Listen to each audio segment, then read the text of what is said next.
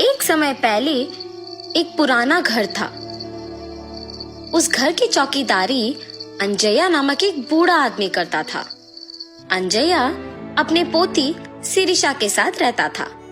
उन दोनों के अलावा और कोई नहीं था। अंजया बहुत मेहनत करता था। उम्र बढ़ने के कारण वो और कोई काम नहीं कर पाता था। लेकिन उस गांव के लोग अंजया की चौकीदारी के बारे में अजीब तरह की बातें करते थे। अरे अंजया, घर पे बैठो ना, कम से कम 4 लोगों के बीच में तो रहोगे। उस पुराने बंगलो के लिए क्या ही काम करोगे? भूत वूत घुस गया तो? अरे हम कहाँ भाग सकेंगे बाबू। ऐसे उसे सारे गांव वाले बहुत बुरा कहते थे। इतना ही नहीं, अंजया की पोती के साथ कोई नहीं खेलता था। आज तुम पाठशाला क्यों नहीं आई पूजा? तुम्हारे बगल में बैठने के कारण मेरे माँ बाप मेरा पाठशाला ही बदल दे रहे हैं। हाँ, कम से कम साथ में खेलेंगे ना। बाप रे, माँ मार ही डालेगी मुझे। ऐसे अपमानों के साथ ही अंजया और शिरीषा कई साल बताते हैं। एक दिन जब अंजया अपमान सहन ना करने के वजह से रो रहा था, उसे बंगलो के अंदर से पायल की आवाज सुनाई देता है। अचानक उसे ऐसी आवाजें सुनाई देने पर तुरंत उठ के बंगलो की ओर देखता है।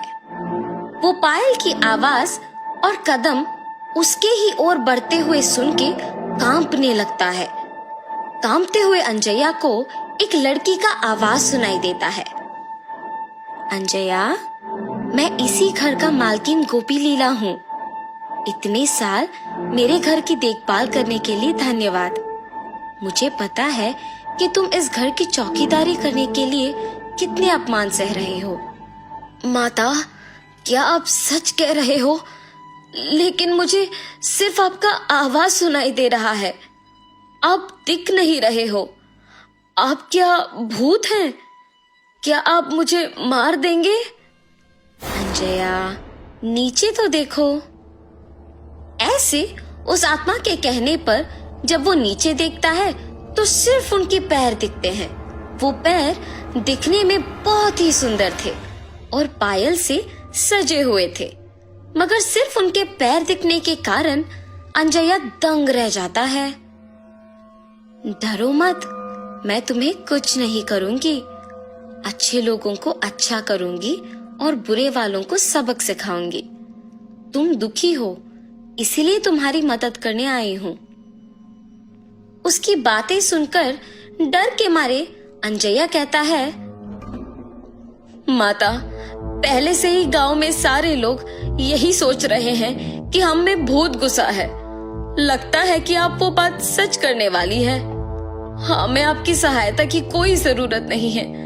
कृपया मुझे छोड़ दीजिए। ये कह के रोता है। जब वो आत्मा कहती है, ठीक है, मैं अपने पायल यहीं पे छोड़ रही हूँ। ये अपने पोती को बांधो, सब अच्छा ही होगा। मेरे घर के लिए तुमने आज तक इतना काम किया है, उसके लिए बस ये एक छोटा सा तोहफा समझो। ये पायल बांध के जो भी मांगोगे वो पूरा हो जाएगा। भूलना मत। अपने पोती के साथ अब से खुश रहोगे। अब से यहाँ आके काम करने की जरूरत नहीं पड़ेगी तुम्हें। ऐसे उन पायल को वहां छोड़ के गायब हो जाती है।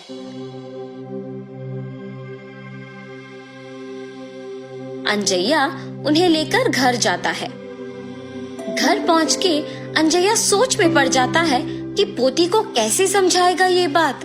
उतने में पोती घर पहुंचती है। दादाजी, क्या हुआ? आप दुखी क्यों दिख रहे हो?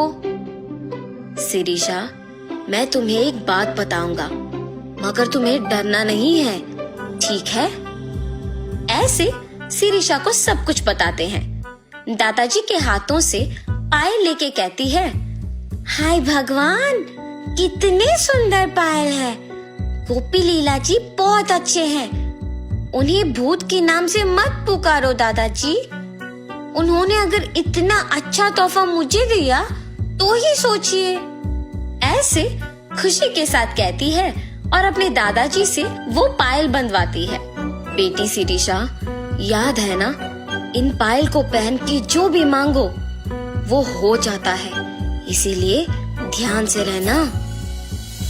सब कुछ पता होने के बावजूद शिरीषा बिना कोई डर के साहस के साथ उन पायल को बांध के पूरा घर चलती रहती है। उस रात को शिरीषा को खिला के सुलाने के बाद अंजया भी सो जाता है। शिरीषा पायल के सहारे उड़ते हुए नीचे का सारा धरती पूरा सुंदर दिखते हुए, उसके ही साथ सारे पक्षी उड़ते हुए बादल के बीच में से हंसते हुए खेलते हुए दिखाई देता है। कितना सुंदर सा भावना है। ऐसे सोचती ही है कि उतने में उसे गोपी लीला उसके ही जैसे पायल बांध के घर में दौड़ना दिख जाता है। गोपी लीला अपने पायल को छू के कुछ सोचती है और आंख खोलते ही उसके सामने एक बड़ा सा हाथी होता है। उस पे बैठ के उसके साथ कुछ बच्चों को भी बिठा के सैर करती है। शिरीषा इस सब का यकीन नहीं कर पाती है। अचानक जाग उठती है। ये सब मेरा सपना था। हाँ माँ, सच मान के डर गई। शिरीषा की बातें सुन के अंजया भी उठता है और तब जान पाता है कि क्या हुआ। ये सच है बेटी, वो पायल वाकई ही शक्तिशाली है। हमारे जीवन को बदलने के लिए, इतने साल के हमारे काम के लिए कृतज्ञ होके गोपी लीला जी ने इसे तोहफा के रूप में हमें दिया। अब ये तुम्हारे हाथों में है। तुम्हें जो मांगना है मांगो, लेकिन बुरा नाम मत लाना बस।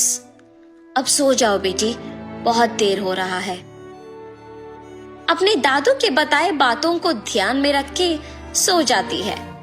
अगले दिन पूरा गांव अकेले घूम के घर आती है।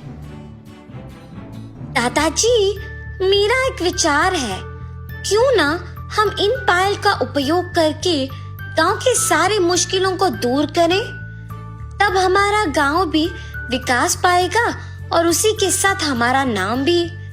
तब हम चारों में इज्जत से जी पाएंगे।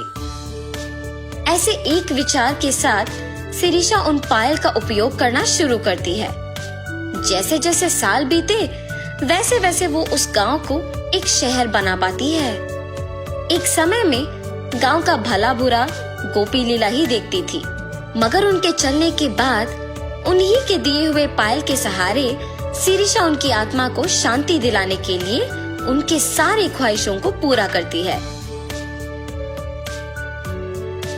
इतना ही नहीं, अंजया के परिवार के सारे मुसीबतों को दूर करके शिरीषा के वचन के अनुसार ही सभी के समान जीते हैं।